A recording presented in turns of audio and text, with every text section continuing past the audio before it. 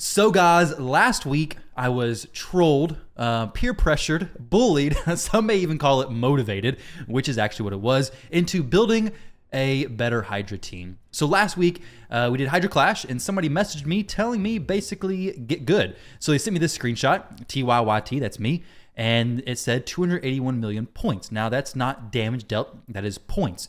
So the damage dealt with this team right here, which is Nekmo Build, Gnut, Mithrala, Maulie, Ugo, and Inquisitor Shamael, the damage dealt was like 70 something million. And that's fine. That does more than one key. One key damage on Nightmare HYDRA is like 36 million. So if you're doing more than that, well, before HYDRA Clash, that's perfectly fine. There's really no reason to do a lot more than that. However, with the HYDRA Clash going on, I do have a Corpulent Cadaver team, so that's what I said to kind of justify this. But with the HYDRA Clash going on, you want to push some more damage. Now, the message I got after that was, bro, come on, WTF, you're a CC. That means you're getting content creator benefits. Also, you're spending money with Nekmo, 70 million.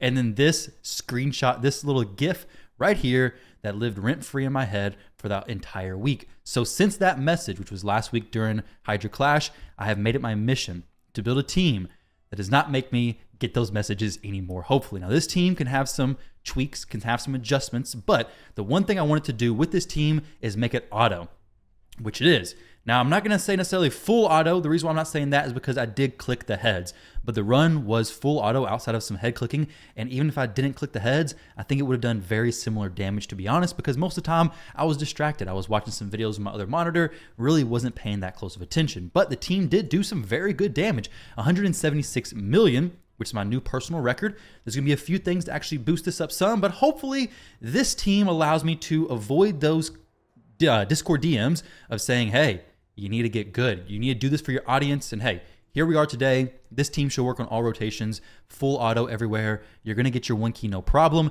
And hopefully you're gonna put up some pretty good numbers, which I'd say these are pretty good numbers for HYDRA Clash. That is giving me, let's see, scroll down just a little bit, 704 million from one key. Now, originally, I wasn't working on a team that heavily to do a high amount of damage. This team took an hour to run. The reason why I wasn't working on those crazy high numbers or really long runs because my Cadaver team does like 3 billion points, which isn't a lot compared to some people's Cadaver teams, but compared to my Nightmare team, it's quite a bit, right? Like 3 billion on hard, and I spend my hour or whatever there, and I don't have to spend tons of time on Nightmare and Brutal. But either way, let's go ahead and jump into talking about the team and enough excuses for my lack of damage in the past. So the team makeup, this is what we have. I want to talk about the roles of each champion, and then we'll talk about the gearing. You can see the stats over here on the right-hand side. You could kind of already see the gearing on the champions previously. But I'm gonna run through this, go through the presets, and then we'll jump into the masteries of each individual champion. So Nekmo Build, he brings increased speed, decreased speed, he brings a leech, and he brings a decreased attack. Nekmo is bringing a ton of incredible stuff. If you don't have Nekmo, it's gonna be difficult to replace him.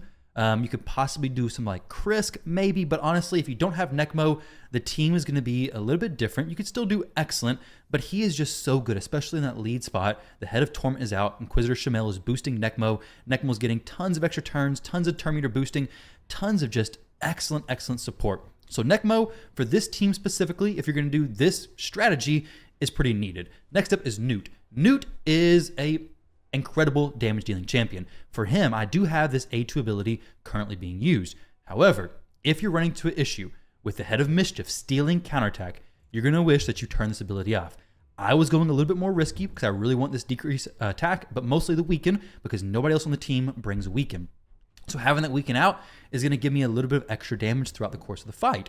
But if the Head of Mischief steals counterattack and spreads it to all the other heads, well, you're going to be in for a very rough situation. Now, you do have some options to avoid that, but as far as Gnut goes, you can use him. I think he's incredible, which is why I have him in the team. But to be honest, a champion like Husk, a champion like Royal Guard, possibly a champion like Ninja, those could all be excellent possible other options. A Charizia, if you have a Charizia, definitely just throw her in Gnut's spot and your damage is going to be 500 million instead of the measly almost 200 million that I did. So Gnut, fantastic champion. We all know the A3 ability basically makes any head that you want to be irrelevant, that head becomes irrelevant. He can drop them down super quick. Mine's in Savage though. If I had him in Relentless gear, it'd be even better, extra turns, the whole 9 yards, but he's in Savage for other areas of the game, so it is what it is as far as that goes. He does have decent accuracy.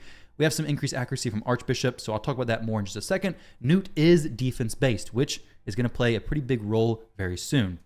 As far as what blessing to go for him, I have Soul Reap. though I think Brimstone would be better because I have no Brimstone anywhere on this team, which is going to be one thing I can do to improve this overall damage. But Brimstone, fantastic, especially for those single target champions. Next up, Michinaki. Michinaki brings so much good stuff. He has a passive that allows him to join in on ally attacks, hits very hard. Also, places HP burn from that A1 ability. The A1 ability hits pretty hard, like I'm saying. The A3 here is an AoE, attacks 2 times. The first hit removes all buffs, which works out very well when Mischief steals the counterattack from Gnut. So Michinaki is buff stripping. He is also placing Hex. Hex spreads damage, so Gnut's big A3 ability going to the Head of Suffering, doing massive damage now, is going to be shared portions to other heads under Hex. So Hex is a fantastic option to boost your damage. You can see it from Michinaki's damage over here, honestly, how much benefit, well, you can kind of see it. So if we go into my team's damage, you can see right here, Michinaki did 71 million damage. Now, he didn't actually do this much damage. He did a lot of damage himself, but a lot of it was the damage shared from Hex. So any damage that Hex is getting goes back to the champion who originally placed the Hex. So Michinaki's getting massive damage from that. Now, next up, let's go into a few more details about Michinaki. So he brings the buff strip, he brings the Hex placing, which is super, super impactful, and then he also brings the A2 ability that places decreased defense, but it also places a decreased attack on enemies under Hex. Decreased attack, Head of Wrath, those two things should always be used together. If you see the Head of Wrath, you want decreased attack. If not, well, your team's just gonna fall. That's really all there is to that. So make sure you have those up. Michinaki, fantastic, fantastic option. He was a guaranteed champion a while back. Gnut was a fusion. Nekmo was a guaranteed champion.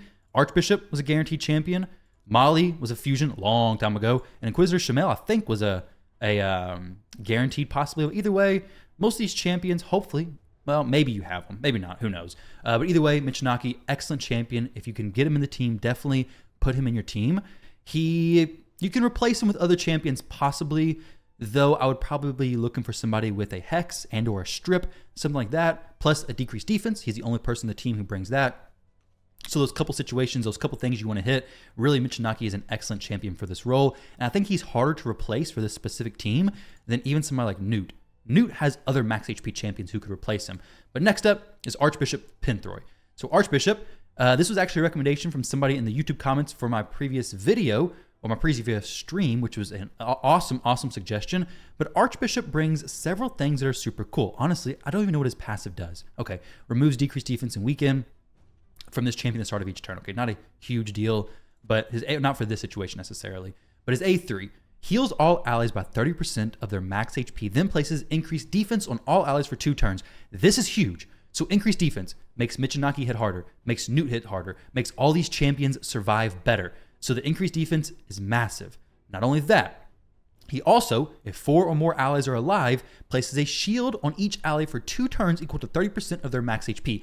So it's a 30% heal, it's an increased defense, and it's a 30% shield based on their max HP. Not as good as based on his max HP, but it is still very, very solid. A great way to keep the team alive on a 4-turn cooldown. It is fantastic. But with this ability alone, I couldn't bring him. His A2 is the reason why he gets brought. So places a increased accuracy buff on all allies for 2 turns. This is a nice little safety net, especially since Gnut doesn't quite have enough accuracy to consistently land his weaken on everybody.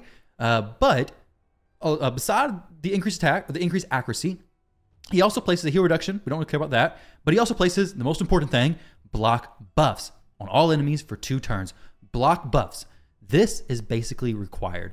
If you are going against the Head of Mischief, which you will be if you're lasting as long as this team does, it can steal Gnut's counterattack. Well, if it steals Gnut's counterattack and you have block buffs up, well, it's not a big deal. There's no counterattack actually stolen. Well, it is. It's not on Gnut no more, but it's not on the Head of Mischief, and it's not getting spread around. So having block buffs is incredibly important, which brings me to the other point. If you need to replace Archbishop, you can go over, pick up Ugo. You can bring in a different block buffs champion. So if you have a better block buff champion, if you have your only one block buff champion option, you can use them instead of Archbishop.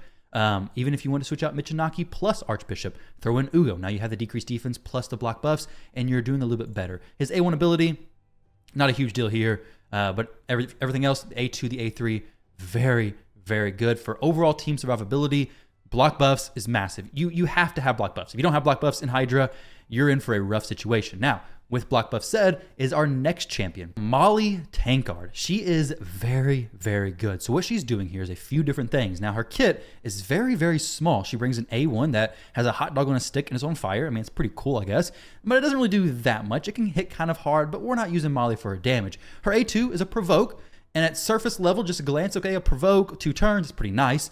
Reflect damage, it is what it is. And her A3 is a res, which is a single target, so maybe she's not super appealing. And then her passive, this is where things get really interesting.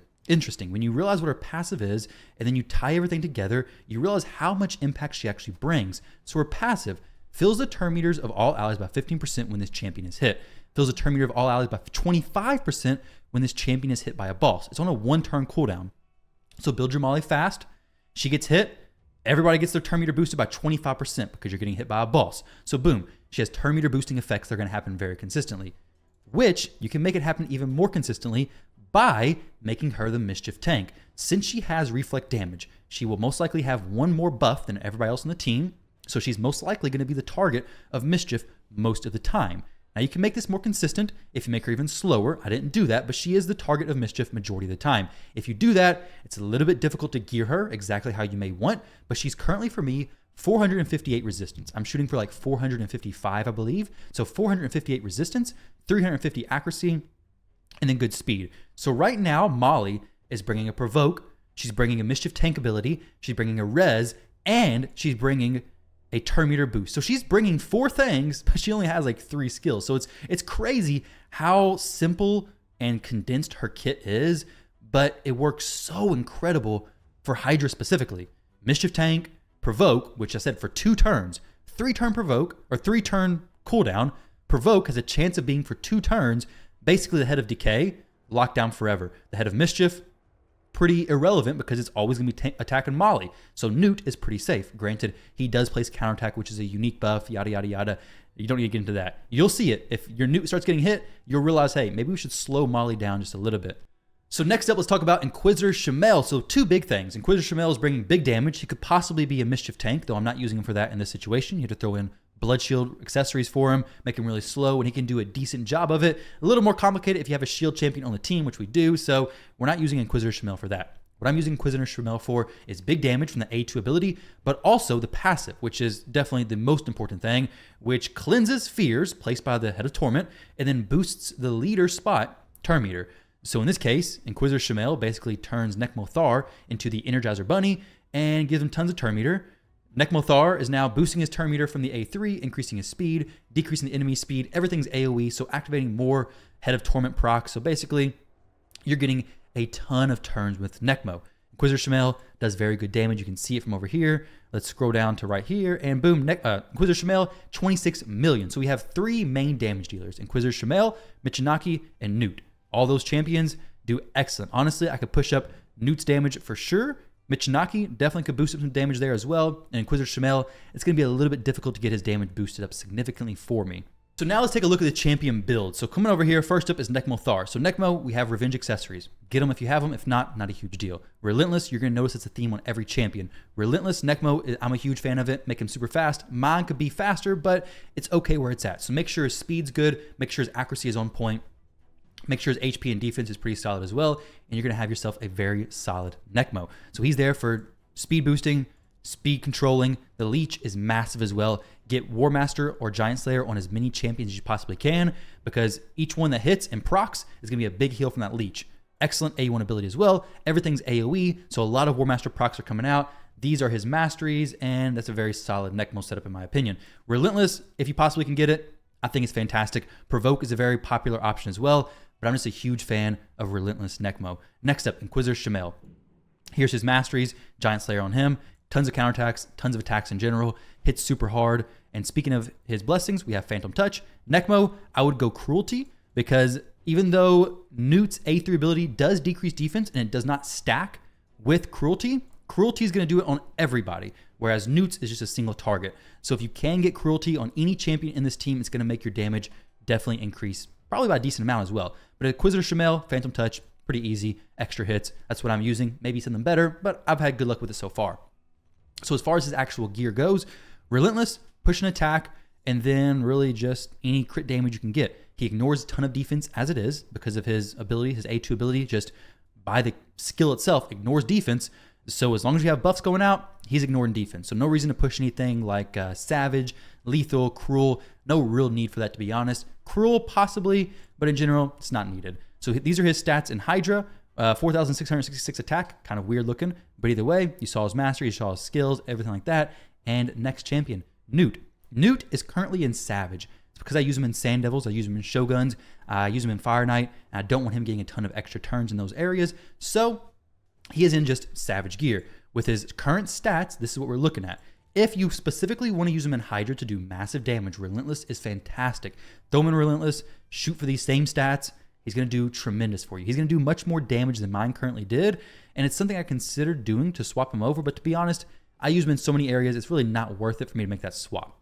Completely honest, I'm going to leave him like this, I think, and let him run with how he is. I mean, I'm happy with the damage that he's dealing. I use Soul Reap specifically for Sand Devils.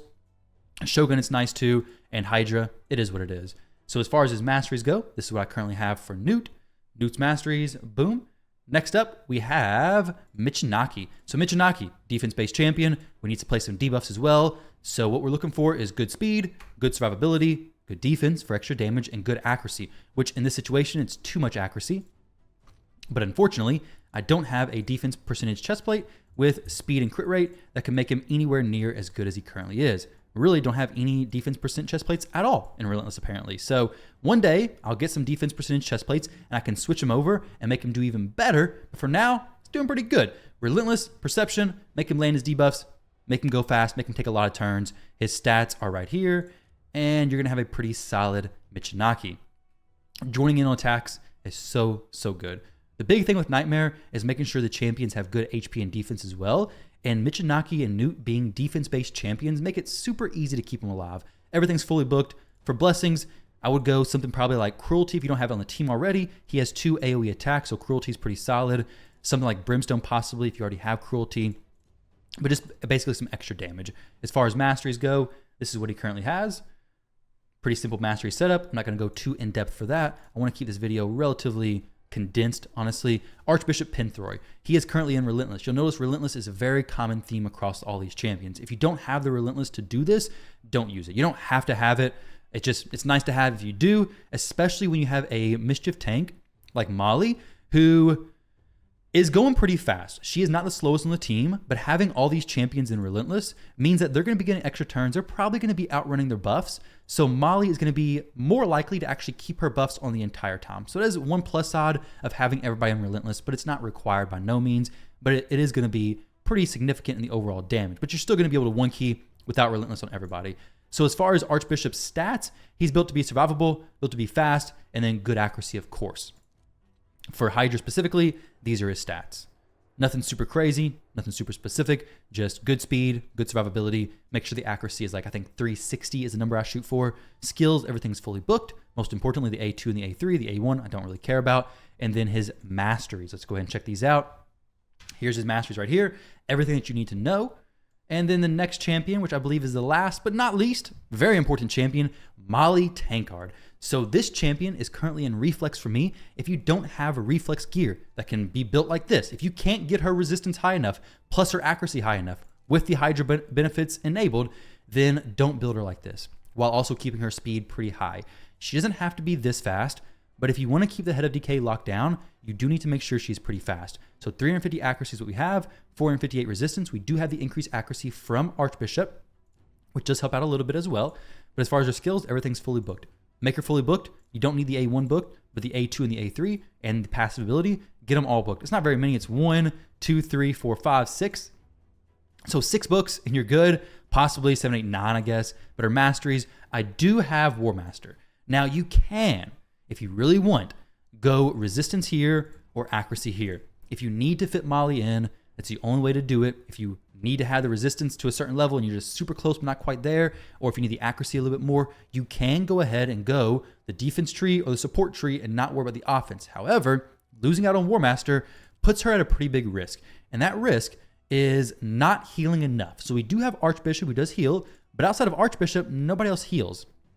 The leech from Nekmo plus her War Master is what causes Maulie to be able to heal so much so consistently. I would love to have Brimstone on her as well. But back to the healing thing. If she dies, she's your only res champion. So now you're kind of just hoping the run plays out well, but if not, it's going to be a bad situation. If anybody else dies, not a huge deal. Inquisitor Shamael will die, and it's not a huge deal because she'll just pick him back up. No problem whatsoever, right?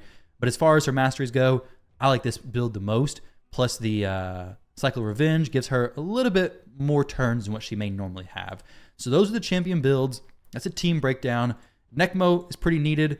Shamael, his role, pretty needed. Those champions like Sify could possibly be swapped in, but honestly, I think Shamael is just so good. Tuhanarok could possibly be swapped in as well.